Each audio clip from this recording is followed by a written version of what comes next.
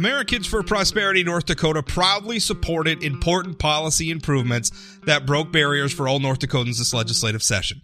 From tackling unnecessary and burdensome occupational licensing standards to fighting for tax relief, AFP is proud to have played a part in improving the lives of North Dakotans this year. Join AFP today by visiting www.afpnd.org. This advertisement was paid for by Americans for Prosperity.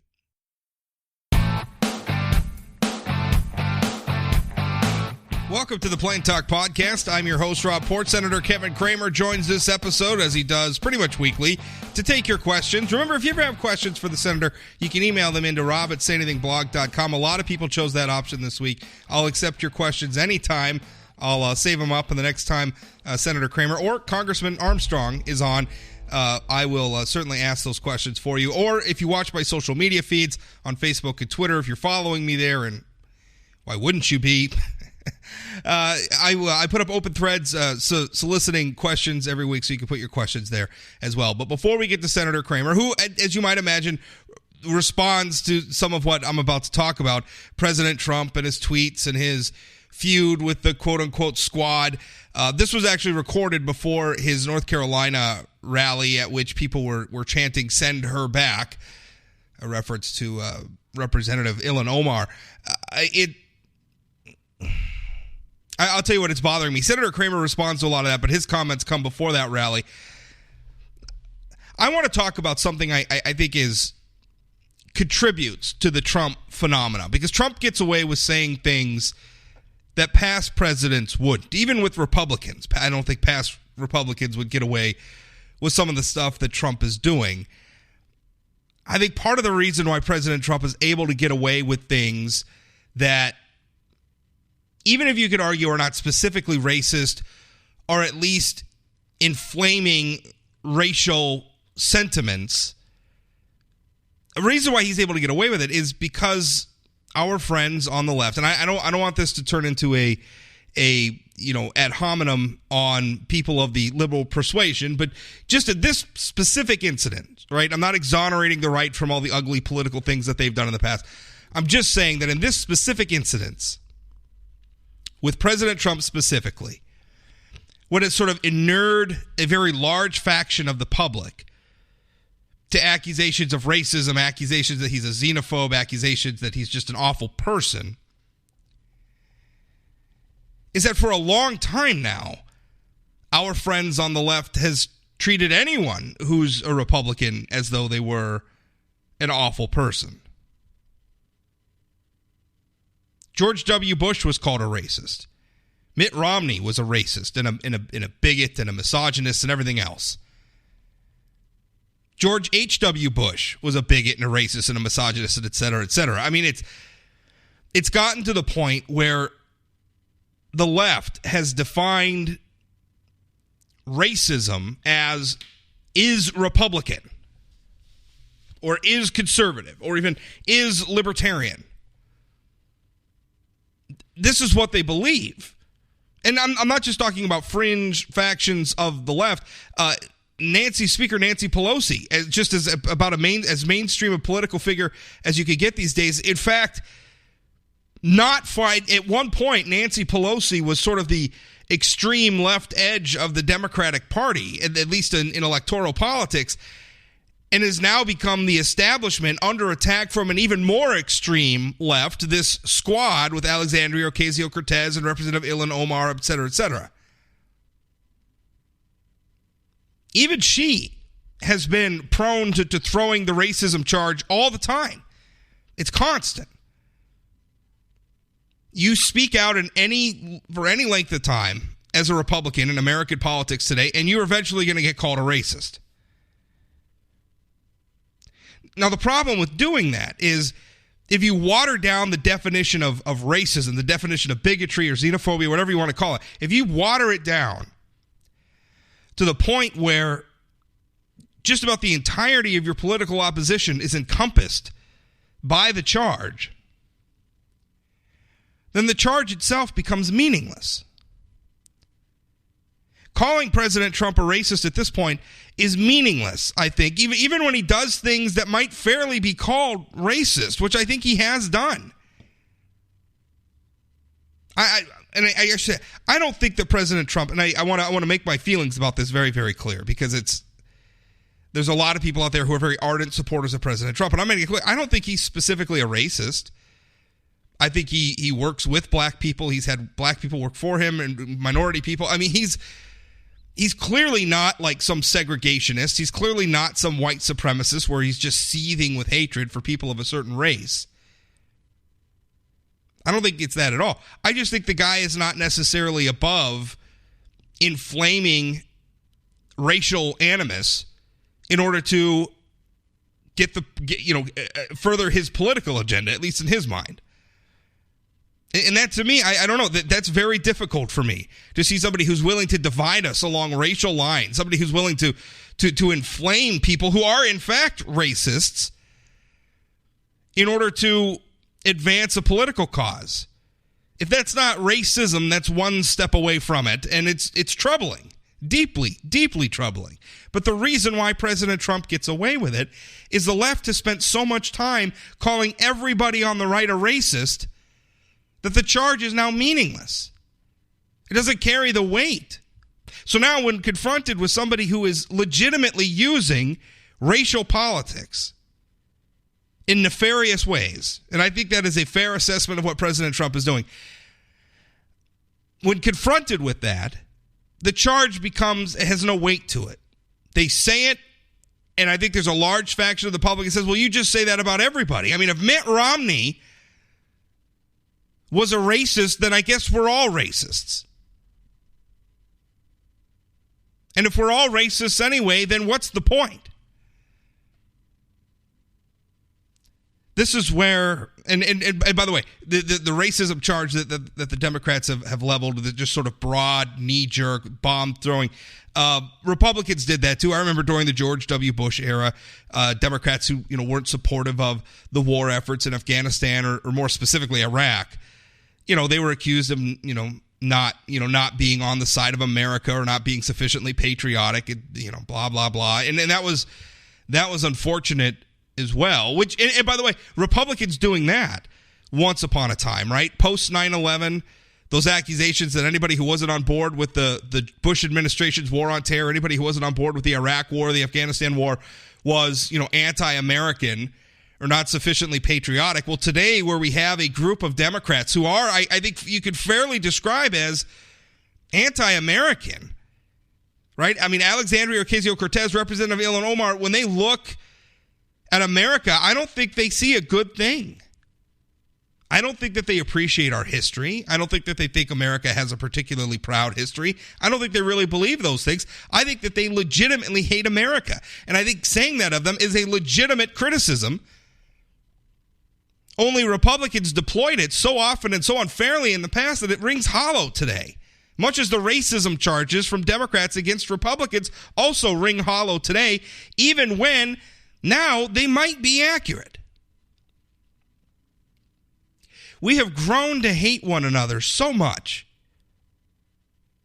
that we can't countenance, even for a moment, the idea that the other side might be right. Because if we admit that they're right, then I guess we lose a skirmish. And if we lose a skirmish, we might lose the war. And we've forgotten that we're here to govern a country to the benefit of all of us. It's all just team warfare, our side versus your side, and I hate you and you hate us, and anything you say about us doesn't matter because we hate you and nothing that you say means anything. That's where we're at in America in 2019.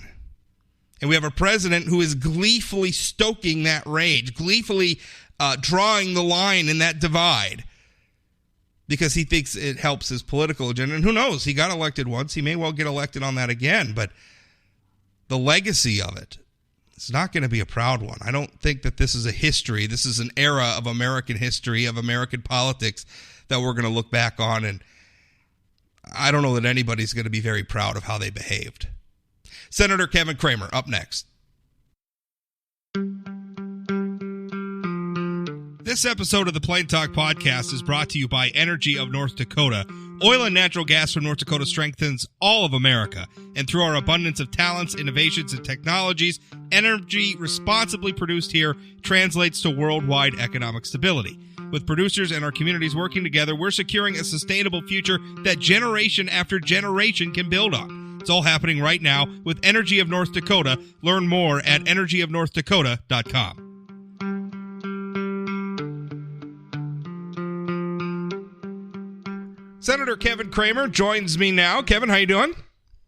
I'm doing very well. Thanks, Rob. I saw you were just on the Senate floor talking about the 50th anniversary of Apollo 11, which is just such a cool thing. And by the way, a nice thing to talk about in this era where our country is so divided, to think back about a time when we were united behind something that was pretty fabulous.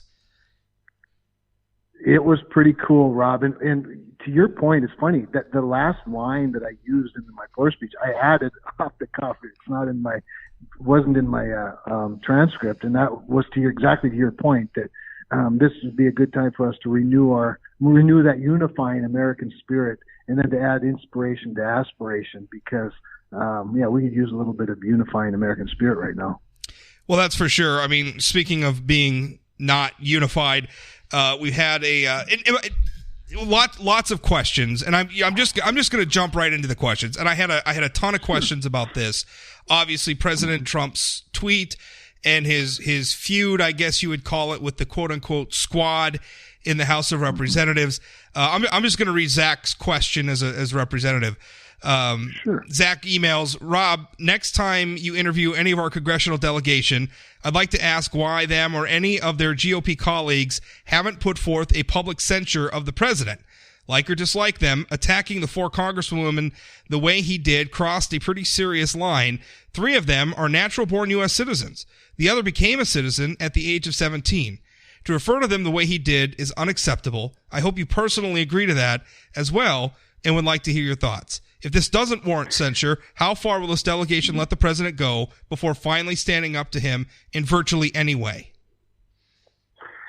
Well, a couple of things, and I'm sure you did get lots of questions of that version. And Zach, I think, articulates his position, which is probably several people's position, quite nicely, actually. A couple of things that come to mind right away. First of all, to be completely candid about it, I don't care a whole lot about it. I'm even a little surprised that Donald Trump cares so much about these 4 congressmen. They're 4 freshman congressmen. Now, to their credit, and I'm quick to give them credit, they have earned a greater degree of influence in the Democratic Party than most 4 freshman congressmen, no matter who they are and no matter where they come from. They're a group that's pretty talented. They're quite articulate, very passionate. But they're really, really, really, really wrong. With regard to the president, he's a street fighter. He's not. I don't believe he's a racist. And let me tell you why I don't think he's a racist. And a lot of people are claiming this is a racist statement, that he's a racist. The reason I say that is because if any one of them, or if 4 people that look just like them from anywhere in the world, or that grew up in New York or in California or North Dakota, was wearing a red "Make America Great Again" cap at a Trump rally, they probably end up, on the stage. And so, in other words, my point is their nationality or their skin color, it just doesn't matter to him. I've never seen it matter. And if it did, then he'd be a racist. But that's not the qualities that he criticizes. He criticizes people who criticize him. Now, his choice of words of, go back, to your own country or whatever they were, bad choice of words. But as he's clarified what he meant by it, and again, a lot of people take Donald Trump literally. They don't take every president literally, but they like to take him literally because of his language. Well, there's a bumper sticker that was very famous for a long time, maybe it still is. It says, "America, love it or leave it." And that's the sentiment that he's expressing to people who are very critical of the United States of America. And I'm not talking about just Donald Trump. They're critical of, when they talk about the detention centers at the border being concentration camps, equating the Holocaust to how we're caring for people that come across our border at their own will. It's such a defiance of understanding of history. And then to make the comparison to the Holocaust or make the comparison to the Holocaust is just outrageous, or to use the anti-Semitic language that one of them uses. And remember that they also call themselves, this group name. It's their tagline. The squad is their tagline. So they've chosen to be, a unified target, if you will. And so, do I wish, I've said it many, many times, do I wish Donald Trump didn't use that language? Sure, I wish he did. That he didn't. I don't think he should give that much credibility to four freshmen, but he does.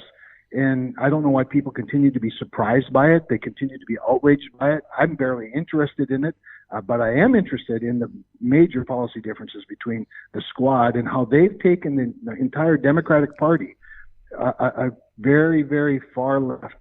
And they've taken a very sharp left. Here's what frustrates me as I'm watching this, just tactically, as a conservative who wants to see conservative ideas win. Sure. What frustrated me is the Democrats are having a real moment with the squad, where, you had multiple members essentially suggesting that their party's leadership and the House Speaker Pelosi, the insinuation was that she was racist. Now, I know Representative Ocasio-Cortez has sort of backed off that sense, and I believe some of that is revisionist history. But, she essentially said the speaker was singling out congresswomen of color, suggesting that somehow race was playing, because I think Speaker Pelosi is like you are, trying to downplay. I said these are 4 members out of 435 members of the House of Representatives. They're freshman members. They don't have that much influence. They're not particularly popular nationwide. I think that's the speaker's point, is to try to put them into perspective within her caucus. For that, they came back and were accusing her of racism. And to me, I'm over here thinking, finally, Democrats are going to get a taste of their own medicine when it comes to this identity politics stuff, because it sucks. It sucks to have your positions constantly, your motivations constantly questioned on the assumption that you're racist. We see it here locally with Democrats. We see it nationally with Democrats from our friends on the left. And trust me, I'm not, the right has plenty of stupid tactics that we do as well. And I'm not excusing that. I'm just saying that this is something Democrats do. It's very frustrating. Identity politics dominates this era of American history. Political history anyway, I think. And I was thinking, great, okay, Democrats are finally going to get a taste of their own medicine. And then here comes President Trump, puts out some tweets and gets them all back on the same page again. I feel like it's that quote, like don't get in the way of your enemy when they're shooting themselves in the foot. Well, and I agree, and that is sort of my initial tendency as well, to see it through that lens. However, there is the other school of thought that Nancy Pelosi was effectively distancing herself and Democratic leadership from the radical left crowd of these 4 congressmen represent, and several others, and that Donald Trump has suddenly reunited them and reminded people, no, these Congress members are Nancy Pelosi's people. These are not. Okay, but maybe that's okay. Maybe both sides could do a little bit more to move themselves away from the extreme factions of their party. Sure. Maybe we could both do that, because you know what, Rob, and that's the best point of all.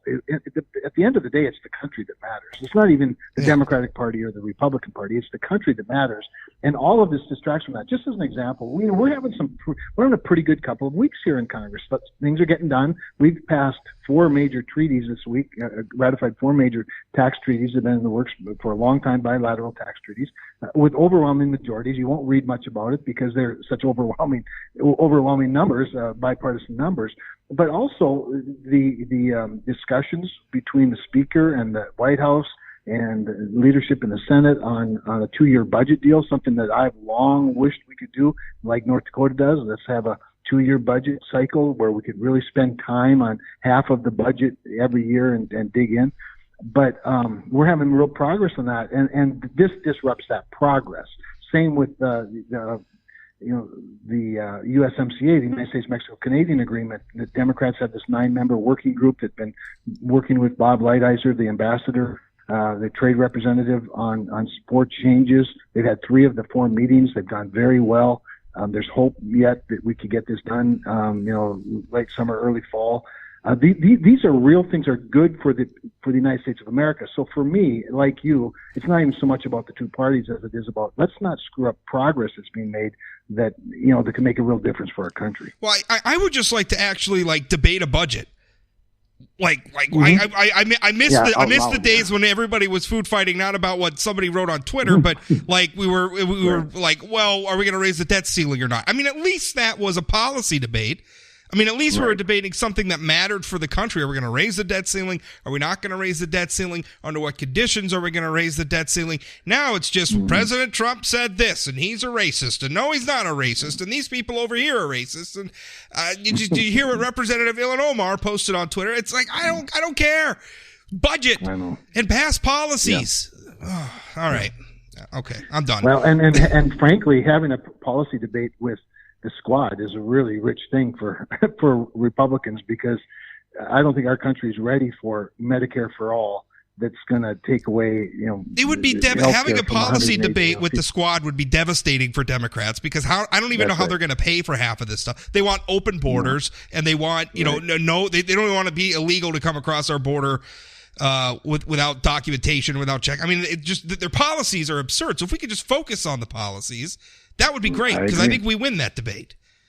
Yeah, all right. I agree. Let's keep going. Another question via Facebook says, if it's not too late, ask about his support for diminishing the right to free speech as it relates to flag burning and the related push for war against Iran. Now, I'm not sure how the two are related, but he's saying the two are related. So I don't know if that's two questions or one, but maybe the flag burning first. He says diminishing the right to free speech. Let's do that first.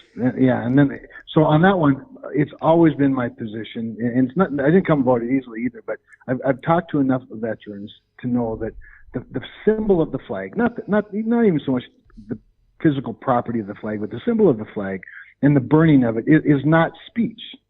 It's the flag is a symbol. It's something that veterans go to war to die for. They'll literally die under the flag, and of course we bury them under that flag. And it's just such an offense to them to see people use it not to say something, because the burning of a flag doesn't say anything. It's just a hostile act to try to invoke, to provoke, anger and from other people, and it effectively does that. So to me, it's something I do on behalf of veterans who stand for the flag. Time when the flag and everything that it represents is under constant attack. So good people disagree on it, Rob. Obviously, you disagree with me. Yes, and that's fine. I think it's a good, reasonable debate. It's not an unreasonable position. It's just this is where I've settled, and so I think it ought to be protected. I think it's pretty safe to say that there aren't votes right now to amend to add a constitutional amendment to it. All I'm asking is that the amendment would allow Congress to protect the flag, not even that it would guarantee the protection. But all of that said, that's my rationale for it. That's my reasoning for it. I just don't see burning the flag as speech. And by the way, there are restrictions on speech. It's not like, like you always say, you can't yell fire in a theater that's not, that's not burning. There's libel issues. Yeah. There's lots of ways to. I don't like. Do you know where that term came from? You can't shout fire in the theater. No, it was Oliver Wendell Holmes Jr., very famous Supreme Court justice, writing in, I think it was the Schenck case, and it was related to political speech. A lot of people don't realize this, but it was related to the conviction under, I think it was the Sedition Act, I think it was, but it was anti-war. It was people advocating against World War I. I think it was like anarchists or socialists or something like that. They were handing out pamphlets, and they were against World War I, and they were arrested and put in jail for speaking out against. So I was they justified, because the Supreme Court upheld the conviction and upheld putting them in jail. And I think it's since been overturned, but that was his reasoning, is what they were doing was so dangerous to the country at the time, it equated to shouting fire in a theater, in a crowded theater. That was his. That's where that came. People throw that around all the time, and I wonder how many people understand the provenance of it, because I don't know that it's a very good provenance. Let me just one follow-up question on this, because President Trump, during his recent social media summit at the White House, was kind of went off on a riff about fake news, as he is wont to do. I don't necessarily, I am frustrated at times with fake news as well, but he goes off on that, and he says, fake news, he goes, it's not news. He goes, it's not speech, and basically saying, and this is my problem, because anytime we have a free speech debate, it always comes down to who gets to decide what's valid speech or not. Now, you just told me that burning the flag's not speech. Like, that's not valid speech, so therefore there's no It doesn't problem. say anything, yeah. Right. Well, I mean, if I paint a picture, that doesn't say anything either, but it's an expression, right? If I paint I paint a mean picture about you, Kevin, that hurts your feelings. I mean, I'm not saying anything specifically, but I'm certainly expressing something. Right. I guess, I mean, who gets to decide? I mean, does President Trump get to decide what's good speech and what's bad speech? Because do you get to decide? I mean, where does that come down? Because I'd rather not have anybody decide. I'd rather just allow it all and deal with the consequences. Sure. But there are things like libel. I mean, we have libel laws. Even a journalist can't outright lie about somebody, right? So, so there's always I've been sued for it, so I know. Yeah, actually, I was threatened with it once, but political expression is the most guarded. Political and religious expression are the most guarded. So I do think there's a difference there from other things, but I don't think you can draw a bright line. But at the same time, things do evolve and norms evolve within the Constitution, within the guaranteed rights. Norms do evolve. I think you have to be careful to not be overly prescriptive as to who gets to decide these things. That's why, like, the Flag Desecration Amendment is specific to the Stars and Stripes of the United States. Yeah. But you make a reasonable case. I personally think, in terms of political expression and what people say, whether it's on the whether it's on the blogosphere, or, if it's in Facebook or Twitter or social media or whatnot, I do think that the forum matters, because if it's privately owned, or if it's it's not the public airwaves and things, I think there are different norms. I do think truth, there ought to be truth in some things, but in terms of the expression of opinions, see, unlike some of my colleagues that are really standing up for Donald Trump, for example, with the Squad, there's a part of me that sort of admires what they do. As much as I disagree with it, 4 freshmen have taken over the House of Representatives in the Democratic Party, and it demonstrates that people can do that in this country. What bothers me the most about it is they want to both be, the powerful and the victim in the same body, in the same organization, or their same hashtag, and they shouldn't do that, I guess, is my point. I don't think you should legislate against it, don't get me wrong, but if you're going to be critical, you open yourself up for criticism. So no, I'm kind of like you. I like the freewheeling discussion and debate. Fake news, to his credit, Donald Trump is, he's been pretty effective at calling out fake news, and I think he's put a lot of news outlets on the defensive with all of that, and I think it's a market decision people make. No, I think you've. Here's another question. This is from Twitter, and you've indicated your support for this legislation before, and in fact have said that you championed it. Twitter user asks, please ask him when the Senate will vote on S-386, which passed with a supermajority, 365 votes, in the House of Representatives. Will you? And I think he's asking, will you vote for it? And that is, I'm forgetting the name of it now, but it's the Immigration Fairness Act. Fairness for high-skilled workers. There it is. Yeah. Yeah, fairness. So a couple of things. First of all, it's interesting because he referenced he or she referenced the Senate bill, which I'm a co-sponsor of, and an original co-sponsor. Mike Lee and I are the basis of it. And it is a little bit different than the House bill. I think that's an important distinction. The House bill did pass overwhelmingly, not surprisingly. I was a co-sponsor of it in the House as well, and we had over 300 co-sponsors. But the Senate bill, we have more protections. In other words, working with Senator Grassley specifically on some protections so that it didn't ever bring wages down. So high-skilled workers are workers that come here from other countries, immigrants that come here from other countries who have high skills, and usually those skills center around, engineering, software development, and medicine.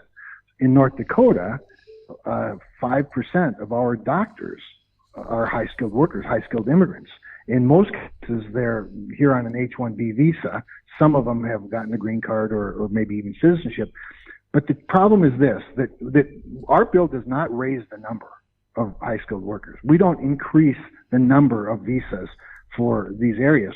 All that it does is it eliminates the per-country caps so that you don't have this, each country has the exact same number that are allowed to go from a visa status to a green card status. And because of that, We have people who came here as students, or they are here, as a doctor in one of our rural communities or one of our cities, or they work at Microsoft in software development, and they can't get a green card because the waiting line is about 75 years before they could get a green card. And what that does is that limits what they are able to do at work. In other words, they can only do the one thing that their visa says they can do. Now, we aren't asking for more green cards per year in our legislation. We're just saying let's remove the per country caps so that, because what we do is we punish a large country like, say, India, where a lot of our doctors come from. Lots of doctors in North Dakota come from India. And right now, no matter how many come on a visa, the same number each year can get a green card as, say, Greenland. Well, we don't get a lot of doctors from Greenland, especially in the specialty areas of medicine. And so in North Dakota, we have a real shortage of people like doctors, for example. And we have hospitals that are just crying for more doctors, especially in rural North Dakota. And we have patients that are in need of those services that they bring.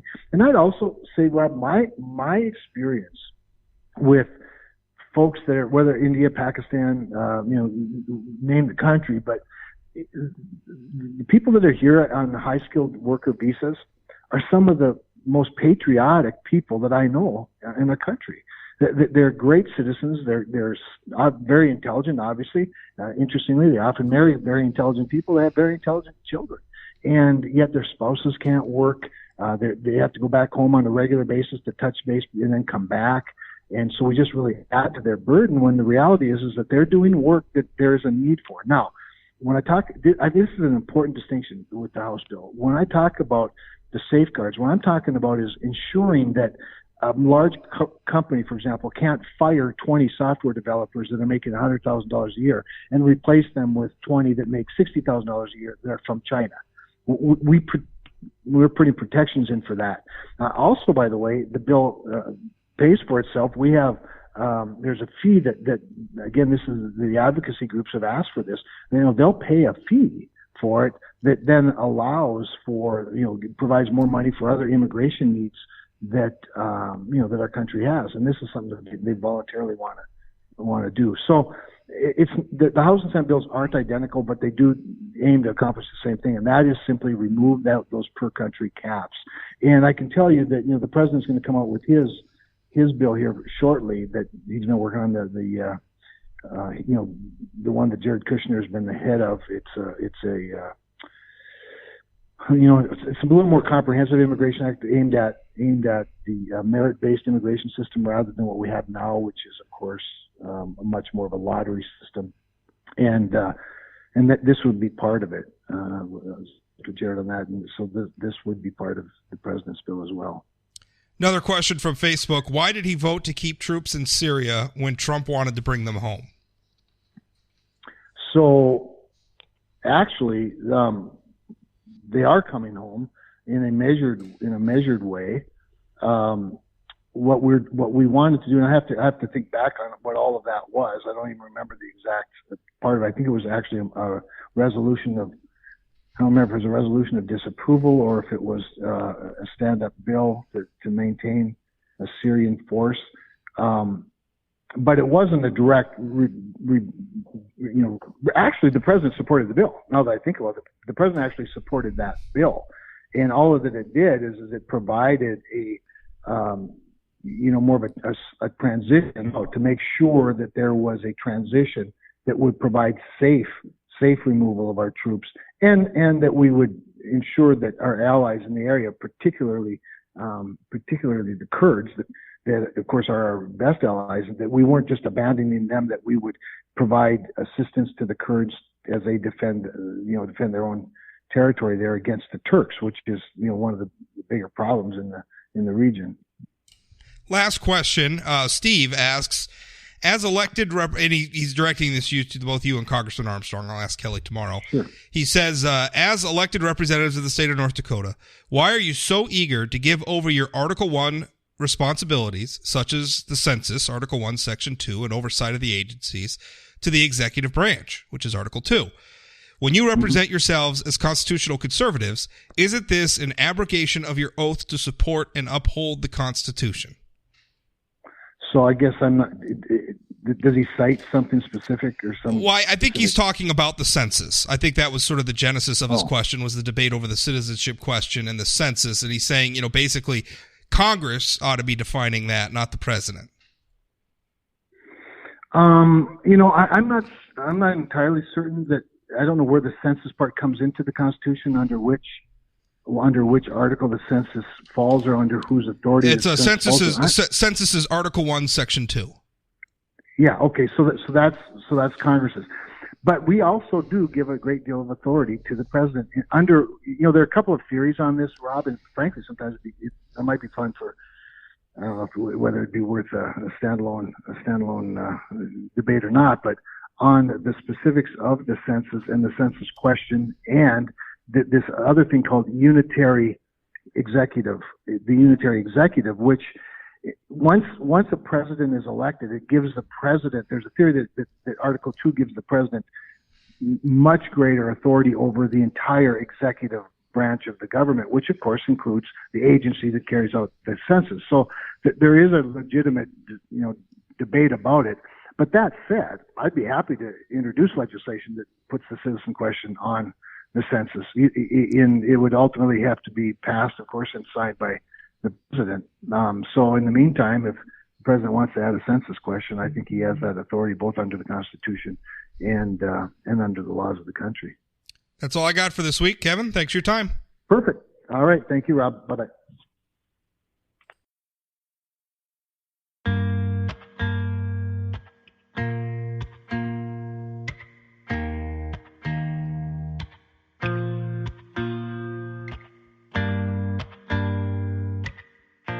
That's it for the show today. Remember, new episodes come out most weekday mornings. I'm on a little bit of a summer schedule, but I suspect that once we enter into the fall and some of the electoral campaigns start heating up for 2020, we'll be pumping out more podcasts. But a little bit of a summer schedule for now. If you ever have any problems with the show, please email rob@sayanythingblog.com. That means if there's any platforms out there the show's maybe not behaving on, if there's a platform that you would like to access the show on and can't, please email me, rob@sayanythingblog.com. I had a listener the other day email me and say that he had problems accessing the show through iHeartRadio, which I'll admit, I wasn't even aware at the time that iHeartRadio was a platform on which you could listen to podcasts, but I was able to help him out. So if you're having similar problems, I'm happy to help you out as well. That's rob@sayanythingblog.com. Follow me on social media, Facebook and Twitter. Just search for Rob Port or Say Anything Blog. You'll find the accounts. Also, you can use that email address to email questions to our weekly guests, Senator Kevin Cramer, Congressman Kelly Armstrong. And also, if you've rated or reviewed the podcast on the platform you're using, Apple Podcasts, what have you, I really appreciate it. Every new rating, every new review helps other people find the podcast, so that really means a lot. I appreciate it. Thanks for listening. We'll talk again.